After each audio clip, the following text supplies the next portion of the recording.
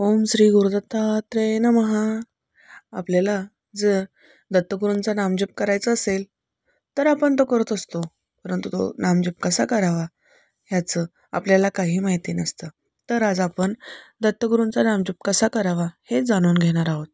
नामजपातून देवतेच्या तत्वाचा अधिक लाभ होण्यासाठी त्या नामजपाचा उच्चार आध्यात्मिकदृष्ट्या योग्य असणे आवश्यक असते.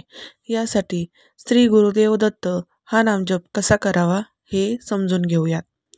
श्री गुरुदेव दत्त हा तारक नामजप करताना श्री दत्तगुरूंचे रूप मनोमन डोळ्यांसमोर आणावे आणि तेच आपले पूर्वजांच्या त्रासांपासून रक्षण करण्यासाठी धावून येणार आहेत असा भाव ठेवून नामजपातील प्रत्येक अक्षराचा भावपूर्ण उच्चार करावा.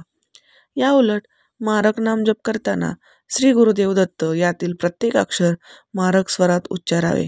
यावेळी देवतेच्या नामावर म्हणजेच दत्त या शब्दातील द या अक्षरावर अधिक जोर द्यावा. सध्याच्या काळानुसार कुठल्या प्रकारचा करायचा नामजप? कुठलीही गोष्ट काळानुसार केली तर तिचा अधिक लाभ होतो.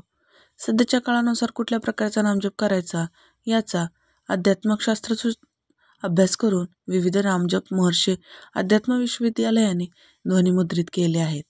महर्षी अध्यात्म विश्वविद्यालयाच्या 63% आध्यात्मिक पातळीच्या संगीत समन्वयक कुमारी तेजल पात्रीकर यांनी महर्षी अध्यात्म विश्वविद्यालयाचे संस्थापक परात्पर डॉक्टर जयंत आठवले यांच्या मार्गदर्शनानुसार श्री गुरुदेव दत्त हा नामजप ध्वनिमुद्रित केला असून तो सनातन संस्थेचे संकेतस्थळ आणि सनातन चैतन्यवाणी ॲपद्वारे सर्वांसाठी उपलब्ध करण्यात आला आहे. येथून पुढे काळानुसार आवश्यक असलेला हा नामजप एक नामजप उपलब्ध होणार आहे. श्री दत्त ही पूर्वजांच्या पुढील गती देणारी देवता आहे.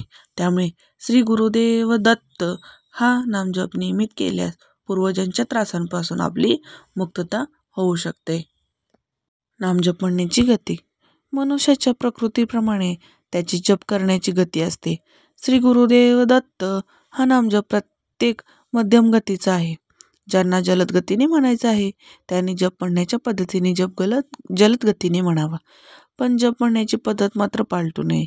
व्यक्ती तितक्या प्रकृती तिथे साधना मार्ग असा भाव अधिक प्रमाणात जागृत होतो. त्या गतीने नामजप करावा.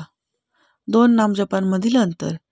एका नामजपानंतर तोच नामजप ऐकण्यापूर्वी मध्ये किती अंतर असावे याविषयी मार्गदर्शन करताना परात्पर डॉक्टर आठवले यांनी सांगितले, व्यक्तीच्या प्रकृतीनुसार 2 जपांमधील अंतर अधिक होणे होऊ शकते.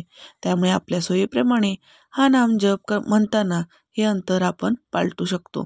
ध्वनिमुद्रित केलेल्या या नामजपात सर्वसाधारण अंतर ठेवण्यात आले आहे.